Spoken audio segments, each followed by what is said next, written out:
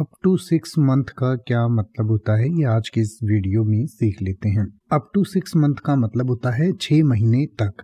यानी कि जैसे आपको कोई लोन देता है तो वो कहता है कि मैं आपको अप टू 6 मंथ का लोन दे सकता हूँ, तो इसका मतलब कि वो 6 महीने तक का लोन दे सकता है। यानी कि आप 1 महीने का भी ले सकते हैं, 2 का भी ले सकते हैं, ज़्यादा से ज़्यादा 6 महीने का ले पाएंगे।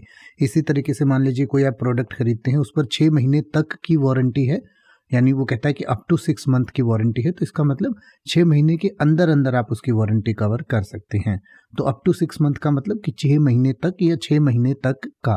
जैसे कि अगर आप ये कहना चाहें कि यह वारंटी खरीद की तारीख से 6 महीने तक की मरम्मत को कवर करती है, तो आप कह सकते हैं the warranty covers repairs for up to 6 months from the date of purchase. The warranty covers repairs for up to 6 months from the date of purchase. या अगर आप ये कहना चाहें कि किराए का समझौता किराएदारों को 6 महीने तक रहने की अनुमति देता है, तो आप कह सकते हैं the rental agreement allows tenants to stay for up to 6 months. The rental agreement allows tenants to stay for up to 6 months. या अगर आप ये कहना चाहें कि सदस्यता 6 महीने तक की सभी सुविधाओं तक पहुंच की अनुमति देती है, तो आप कह सकते हैं the subscription allows access to all features for up to 6 months.